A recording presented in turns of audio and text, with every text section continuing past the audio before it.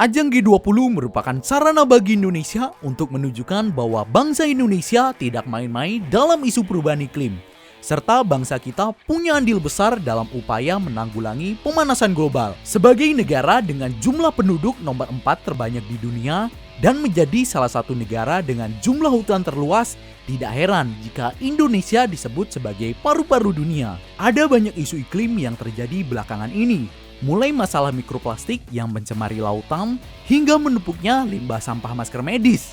Semua itu adalah tanggung jawab kita bersama untuk menemukan solusi yang paling tepat dan efisien untuk memecahkan isu perubahan iklim. Sebagai presidensi G20, Indonesia telah banyak melakukan perubahan untuk mendorong gerakan bebas karbon di tahun 2030, mulai dengan pembangunan hilirisasi mobil listrik yang ada di Jawa Barat yang rencananya akan rampung pada tahun 2023, serta menjadi pionir dalam pemberian izin pembangkit listrik tenaga uap yang memakai batu bara. Semua langkah visioner yang diambil oleh bangsa kita menunjukkan bahwa bangsa kita punya atensi besar terhadap isu perubahan iklim. Pemerintah tidak bisa bergerak sendiri. Kita sebagai warga negara yang ikut andil dalam isu perubahan iklim juga harus mengambil tindakan yang kontinu supaya isu perubahan iklim bisa diselesaikan dengan baik. Nah, itu tadi langkah yang sudah diambil oleh pemerintah untuk menuntaskan isu perubahan iklim. Sekarang giliran kita untuk berdedikasi untuk bumi pertiwi. Sebenarnya banyak langkah kecil yang bisa teman-teman lakukan untuk meminimalisir emisi karbon yang kian memprihatinkan. Teman-teman bisa mulai dengan menggunakan kendaraan umum saat bepergian. Salah satu kendaraan yang sangat populer di Pulau Bali adalah Transmetro Dewata. Kendaraan ini punya rute serta halte yang luas, mulai Badung, Tabanan, Gianyar, sampai Denpasar.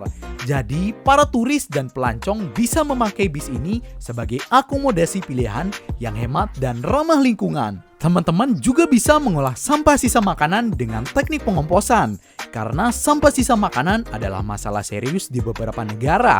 Di Indonesia sendiri terdapat 23-48 juta ton sampah sisa makanan tiap tahunnya. Dan jika tidak terurai dari tingkat paling bawah, sisa makanan akan mengeluarkan gas metana yang akan membuat efek gas rumah kaca. Gas metana sendiri menyumbang sekitar 20% dari emisi gas efek rumah kaca. Dengan mengolah sampah sisa makanan yang ada di rumah, teman-teman bisa menyelamatkan bumi ini dari pemanasan global yang semakin menjadi. Jadi nggak usah ragu deh untuk mulai kegiatan merawat lingkungan lainnya. Nggak perlu gengsi, apalagi malu.